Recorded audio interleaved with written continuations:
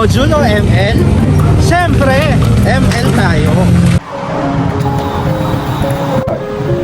Anak, kain na! Mamaya na, ma. Naglalaro pa ako. Ano ba yan? Hindi ka ako matalo. Kakatawag mo, ma.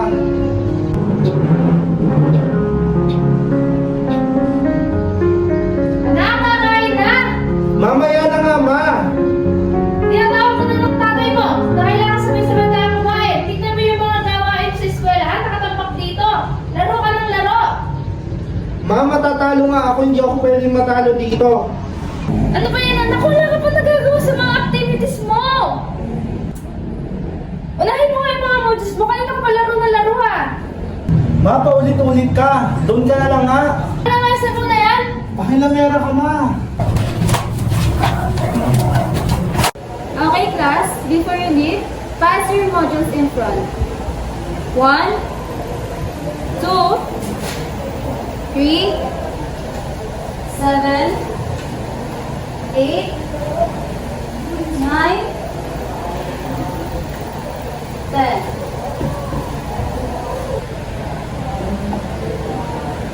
Class, bakit pumunta ng isa? Sino hindi nagpasa? Ma'am lang sasagot? Baka po si Thomas. Siya po. Okay, class, you may now leave. But, Thomas, maiwan ka. Nag-uusap tayo. As a future educator, so sa mga haharapin nating mga estudyante, so tayo ang magmo-motivate sa ating mga estudyante kung paano nila ibabalanse ang kanilang oras at lalo't higit ang kanilang engagement sa kanilang pag-aaral. Bukod doon, mahalaga ding ituro natin sa ating mga estudyante ang paggalang or yung attitude nila sa hindi lamang dito sa ating paaralan kundi sa kanilang bahay. Always prioritize education because it leads our success and growth. LTR yarn.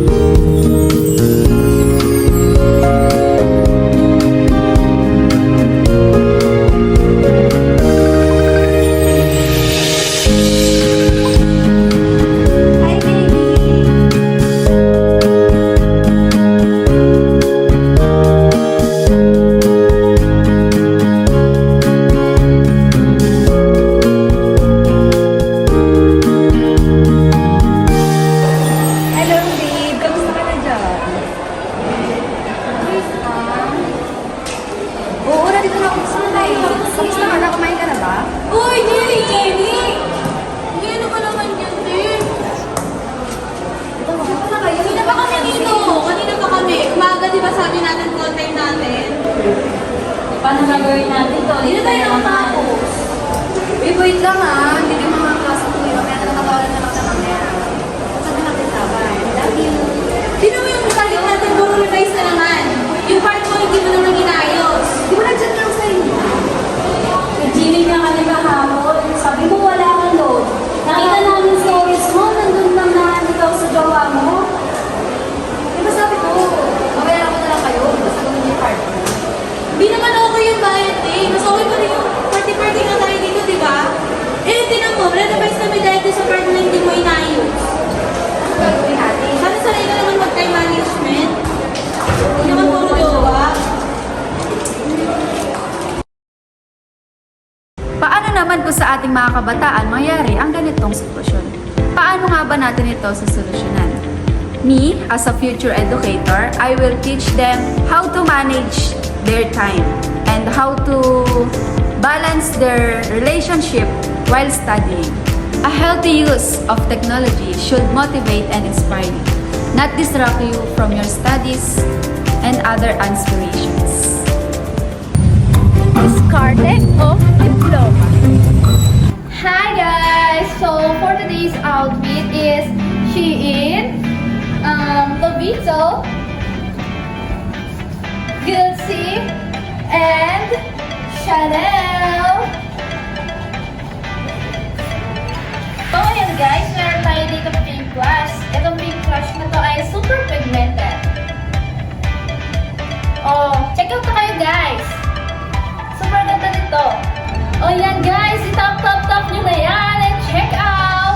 Oh, meron naman tayo dito Sis Lady Waterproof Mascara. Super ganda nito, hindi talaga nabubura. Hindi nga ako, dahil ang order sa akin. Ay nako!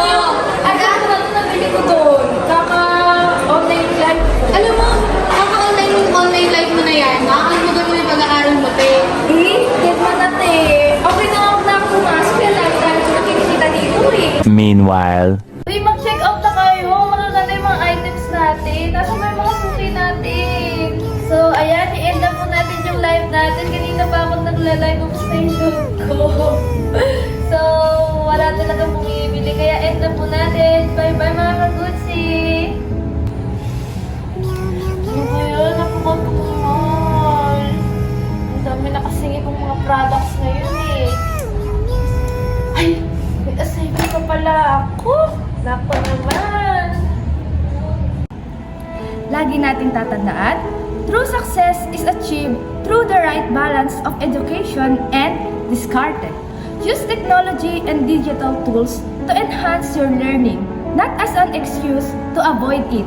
In the end, education will give you more stable future and more lasting opportunities. So focus on your studies and use Discarte as a tool for growth. As a future educator, we care about your safety. So here's the tips on how to be safe online. First, check the URL. The URL might be look okay in the messages or email, but it may take you to a page set up to extract your personal information. It is best to type a URL into a web page instead of clicking the link. Tip number 2. Outsmart phishing attempt. Never provide your personal, financial information to an unsolicited email, phone call, website, and even if they appear to be legitimate. Tip number 3. Always check the sender email address. Misspelling and other typos that could indicate that they are not the real sender.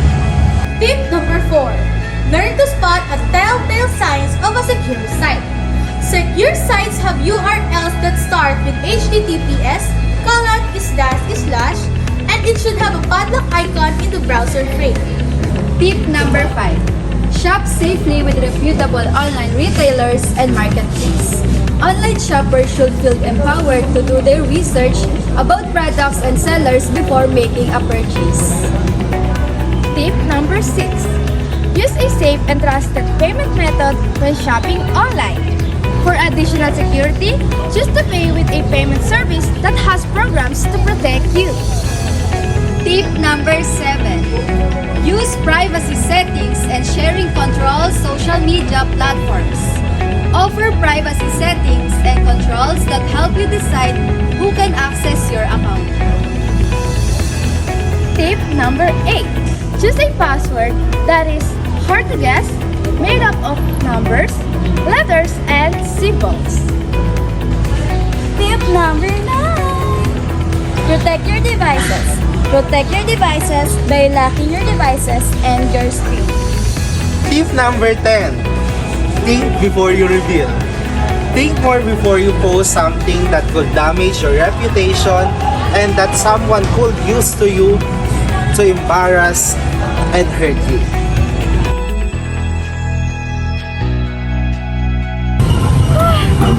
Tulog sa umaga, gising sa gabi. Tara na! Tara na! Mamaya mo na gawin yan. Okay. Mamaya na, tatapusin ko lang yung lesson plan ko. Tara na! Mamaya na yan. Sige na nga. Tayo.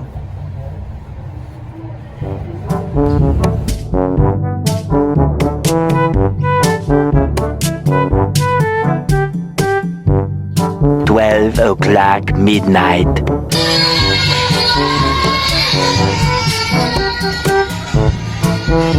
Mamaya ka na.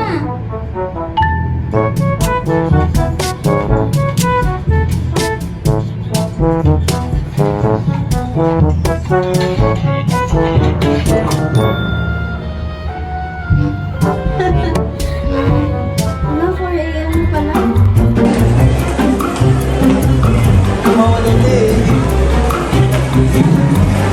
My God, oh, ayun na naman si Tulog Girl, oh. Nandito na naman para matulog. My God!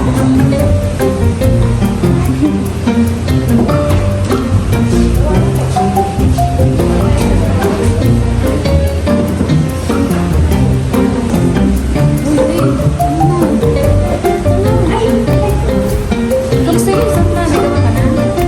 Lesson plan? Ngayon ba yung ipapasa? Oo. Hindi pa nakaka-JC. Send sila ng schedule. Hindi ko alam. Yun. Ngayon pala pa sa ano. Alam naman natin lahat na sa panahon ngayon, ang distractions tulad ng social media ay nagbibigay ito ng saya at aliw. Pero nakakabawas ito ng energy na dapat sana ilaan na lang natin sa pag-aaral. Stay focused to achieve your dream. Remember, the right prioritization and discipline will offer more opportunities in the future. Success won't wait forever. Invest yourself while you still have the time. Rian? Oh, bakit?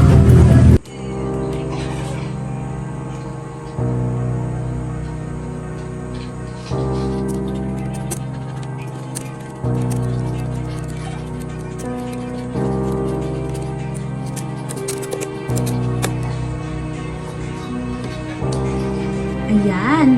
Makakatulog na ako ng maaga. Maaga ko na naman natapos yung mga activity. Copy.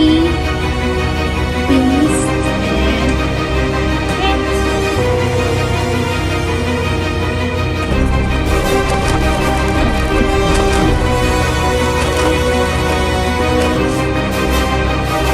Done! Okay, goodbye and thank you, class. Goodbye and thank you, mga Ara. You may go now, but Miss Laila, pwede ko tayo mag-usap? Bakit po? May concern lang ako dun sa mga pinabasa mong activities na sure ka ba na ikaw yung gumagawa sa mga yun? Opo, ma'am. Ako po may gawa. Sigurado ka ba? Diba may rule tayo sa school, honesty is the best policy. Ma'am, hindi po. Diba meron na tayong AI ngayon, yung artificial intelligence. So, sinecheck ko kasi kung yung mga gawa nyo ay hindi kinukuha sa AI. Yung so, kasi nakitaan na plagiarism yung mga content, copy-paste lang.